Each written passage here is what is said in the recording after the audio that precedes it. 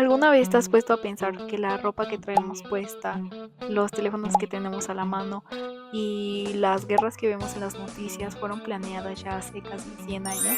La historia que nos enseñan normalmente en la escuela parecen ser fechas muertas, pero en realidad es un juego de ajedrez por el dinero, el capital, el poder, los recursos. El poder siempre ha necesitado inventar a un enemigo para poder sobrevivir.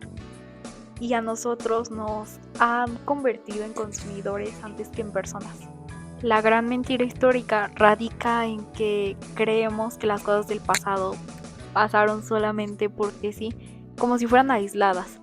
El auge de Hitler, la Segunda Guerra Mundial, la paranoia de la Guerra Fría, las protestas de los jóvenes en el 68 y las guerrillas en Latinoamérica están amarradas por el mismo hilo conductor: quién se queda con el dinero y quién controla el poder.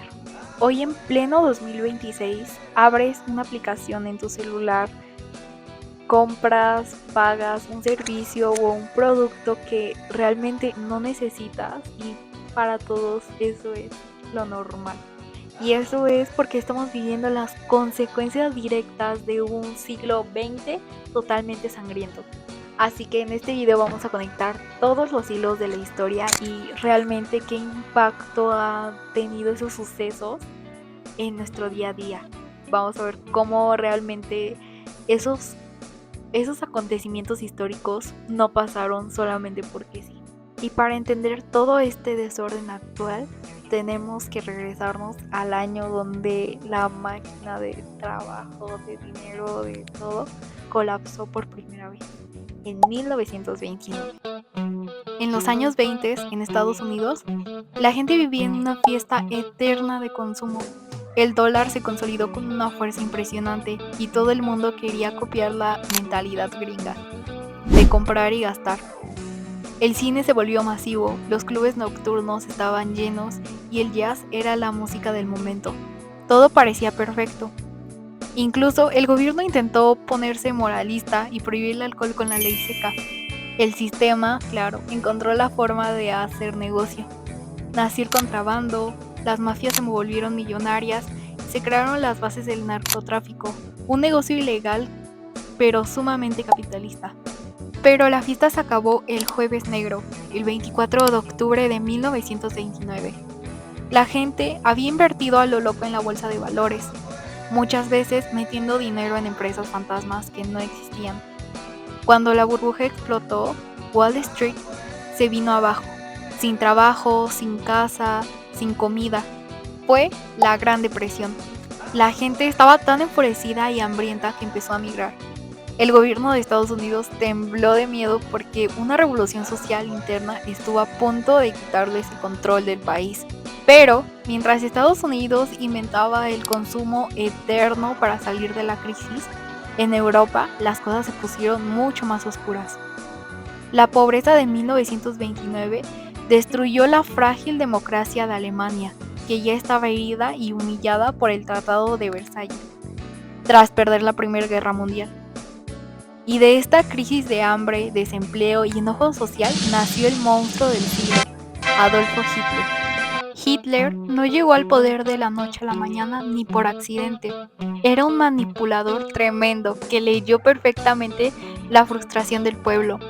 Ofreció discursos llenos de nacionalismo y promesas antimarxistas para devolverle el orgullo a los ciudadanos. Pero para que un discurso de odio funcione, necesitas un culpable, y él señaló con el dedo a los comunistas y a los judíos. En cuanto pudo, disolvió los partidos de oposición, eliminó la democracia y se volvió dictador. Lo peor de todo es que el mundo industrial y las grandes empresas de Occidente lo apoyaron al principio, porque prometía ser el freno que detendría el avance del comunismo ruso. Estaban alimentando al monstruo que iba a destruir al continente entero. Para 1939, el mundo ya estaba en llamas y comenzaba la Segunda Guerra Mundial. Si miramos a Asia, el imperio de Japón invadió China con una crueldad indescriptible en la masacre de Nankín. torturando y asesinando a miles de civiles. La situación era tan desesperante que los dos lados internos de China tuvieron que declarar una tregua y unirse a la fuerza para no ser borrados del mapa, aunque en el fondo sabían que en cuanto terminara la guerra volverían a pelear entre ellos por el poder. Mientras tanto, en Europa, la guerra relámpago nazi aplastaba a Francia en solo 6 semanas. Hitler se sintió invencible y, cegado por el odio ideológico, cometió el error que cambiaría el destino del mundo: romper su pacto e invadir la Unión Soviética en 1941 para intentar destruir el comunismo. Para los rusos, esto no fue una guerra común, fue la Gran Guerra Patria. A veces los libros occidentales nos dicen que Alemania perdió solo por el clima o porque Hitler se volvió loco, pero la realidad histórica es que la URSS resistió por la movilidad total de su pueblo. Stanley aplicó la política de tierra quemada, obligando a la gente a evacuar y a destruir sus propias ciudades, casas y cosechas antes de dejárselos a los nazis, para que no pudieran quedarse con nada. Además, las mujeres jugaron un papel histórico gigante, peleando de verdad en el frente como francotiradoras, pilotos y soldados. La contraofensiva rusa fue implacable. Avanzaron liberando territorio y descubrieron el horror de los campos de exterminio nazi, hasta que llegaron a las puertas de Berlín en 1945. La batalla de Berlín fue un infierno real de degradación humana. Habían niños de 12 años obligados a pelear por un régimen moribundo, ejecuciones arbitrarias en las calles y cuerpos apilados por todos lados. Mientras la gente moría de hambre y miedo en las calles, los cineastas de propaganda nazi seguían filmando películas falsas que mostraban personas sonrientes para ocultar el colapso. Al final, viendo que lo había perdido todo, un Hitler degradado y tembloroso se suicidó en su búnker el 30 de abril. Los rusos ganaron militarmente la guerra en Europa e izaron su bandera el 9 de mayo, pero la máquina de propaganda del bloque contrario se encargaría con los años de convencernos a todos de que el único salvador del mundo fue Estados Unidos. Para cerrar el conflicto en el Pacífico contra un Japón que ya estaba prácticamente derrotado, Estados Unidos financió el proyecto Manhattan. Utilizando las teorías de Einstein, el equipo liderado por Oppenheimer creó el arma definitiva. El lanzamiento de las bombas atómicas en Hiroshima y Nagasaki mató instantáneamente a miles de civiles y dejó secuelas terribles por la radiación. Hoy se sabe que esto no fue solo para terminar la guerra, sino que fue un experimento macabro con seres humanos y, sobre todo, una demostración de fuerza militar brutal para intimidar a la Unión Soviética y marcar territorio de cara al nuevo mundo. Haciendo una pausa a todo esto, ¿qué hubiera pasado si los alemanes hubieran ganado la guerra? Claro que viviríamos en una utopía negativa absoluta, un planeta sin una sola libertad, dominado por un racismo extremo donde la educación y los derechos serían exclusivos para las élites blancas. Europa y Estados Unidos habrían dejado de ser potencias, la Unión Soviética habría sido borrada del mapa y continentes enteros, incluido nuestro país, México, estarían sumidos a la esclavitud, con un mapa completamente ajeno al que conocemos hoy. Pero los nazis perdieron y el mundo se quedó no precisamente en un lugar de paz. Simplemente cambiaron los dueños del tablero. Entramos a la Guerra Fría, 1945-1991. Como ambos bandos tenían las bombas atómicas y sabían que una guerra directa significaría el fin de la humanidad, convirtieron el planeta en un tablero de ajedrez gigante. Empezaron las guerras de baja intensidad, el espionaje y los golpes de estado para controlar a otros países sin tener que agarrarse a golpes directamente. También crearon la OTAN, la alianza militar más grande de la historia, que, si nos fijamos, sigue dictando los hilos militares del planeta en pleno 2026. El mundo se fracturó en una división económica que nos afecta hasta el día de hoy. El primer mundo capitalista, liderado por Estados Unidos, que a través del Plan Marshall le prestó millones de dólares a Europa para restaurarla. asegurando que se quedaran con una deuda eterna y bajo su control político. El Segundo Mundo Socialista, encabezado por la URSS, que respondió con el Plan Molotov para agrupar a los países de su bloque. Y por último, el Tercer Mundo, los países de América Latina, África y Asia, la periferia de la historia. Naciones endeudadas, limitadas y dependientes que no tenían el poder de decidir su propio rumbo económico. Para mantener controlado al Tercer Mundo, Estados Unidos y la CIA desataron una batalla cultural. Utilizaron el cine, la televisión y los medios masivos para meterse en la cabeza de las personas, manipular las conciencias y convencer al mundo de que el capitalismo era la única forma de vivir en libertad, satanizando cualquier idea diferente.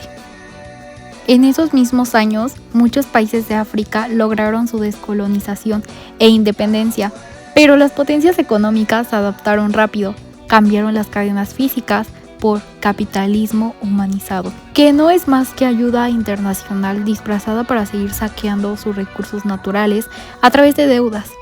Los países ricos son ricos porque explotaron durante siglos el trabajo de los esclavos, de las clases obreras, de los indígenas o de quienes históricamente se les llegó a cortar las manos si intentaban rebelarse. Cuando estos pueblos se liberaron por la fuerza, las nuevas élites ricas de estos países se vendieron rápido a las empresas extranjeras y diseñaron industrias de entretenimiento vacías para mantener a los jóvenes distraídos y evitar que desarrollaran un pensamiento crítico. Pero en la década de los 60, la juventud del mundo se cansó de ser un peón en el juego de las potencias.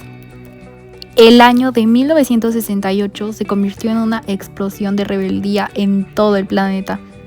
Los jóvenes desarrollaron una nueva mentalidad y se levantaron en contra de las estructuras de la familia tradicional. El movimiento hippie alzó la bandera del amor y paz. La música, la pintura y los festivales masivos y gratuitos se volvieron las nuevas barricadas de protesta. Al mismo tiempo, el feminismo y la llegada de la pastilla anticonceptiva trajeron una verdadera revolución sexual que cambió las libertades individuales para siempre. En Europa, el Mayo francés lanzó una crítica tremenda contra todo el sistema. Atacó la vida aburrida y consumista del capitalismo, pero también el autoritarismo del comunista soviético. Mientras tanto, en Estados Unidos, la lucha por los derechos civiles, liderada por figuras como Martin Luther King y grupos como las Panteras Negras, puso en jaque al racismo del gobierno. ¿Cuál fue la respuesta del poder? El FBI activó programas secretos para espiar, perseguir y desestabilizar a estos líderes legítimos, buscando romper sus movimientos desde dentro para que la gente no se organizara. Esa misma urgencia de soberanía y de sacudirse del control extranjero fue lo que encendió la Revolución Cubana. Cuba era el último país de América en independizarse de España, pero cayó inmediatamente bajo el control de Estados Unidos. La isla se había convertido en la dictadura subordinada de los intereses gringos. Las corporaciones norteamericanas se apropiaron de las tierras de cultivo en todo el Caribe y Centroamérica, como pasó con los negocios de los plátanos en Guatemala, sembrando las raíces de una corrupción tremenda. Y en eso llegó Fidel, se acabó la diversión. Llegó el comandante, mandó a Fidel Castro, el Che Guevara y sus compañeros entendieron que la única opción era la independencia social absoluta.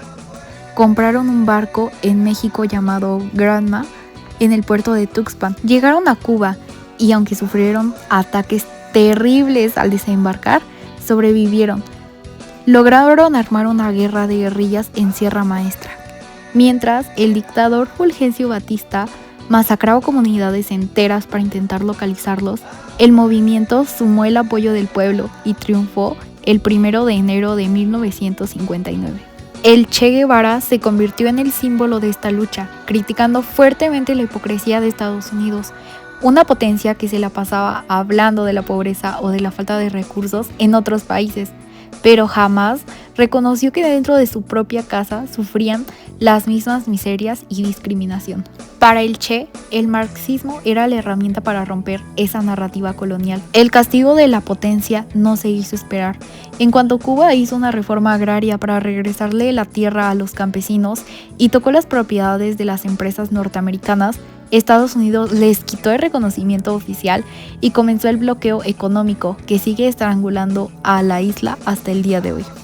En 1991, la Unión Soviética se desintegró, el bloque socialista cayó y nos vendieron el cuento de que el capitalismo globalizado era el fin de la historia. Nos prometieron que si nos dedicábamos a competir en el mercado, el mundo viviría en una paz eterna. Pero si hoy miramos a nuestro alrededor en pleno año 2026, nos damos cuenta de que los actores cambiaron, pero la historia sigue siendo exactamente la misma. La batalla cultural que antes hacía la CIA a través del cine tradicional, hoy la manejan los algoritmos de las redes sociales que usamos todos los días. Están diseñados milimétricamente para mantenernos consumiendo cosas que no necesitamos, atrapados en entretenimiento rápido para que no pensemos críticamente y divididos peleando entre nosotros a través de una pantalla. Las guerras de la Guerra Fría hoy mutaron en peleas por el control de la tecnología, los microchips y los datos de Internet, mientras que alianzas militares como la OTAN siguen expandiéndose y demostrando que el control del mundo sigue en las manos de los mismos bloques de poder de hace 80 años. Estudiar historia no sirve para memorizar datos de gente muerta, sirve para adquirir la capacidad de romper el hechizo del presente. Este recorrido que hicimos desde la crisis de 1929 hasta los movimientos sociales nos demuestran que la libertad, la igualdad y la soberanía no son conceptos abstractos que te regala el mercado, son derechos históricos que se defienden y se luchan todos los días con pensamiento crítico para evitar que nos sigan tratando como piezas de ajedrez.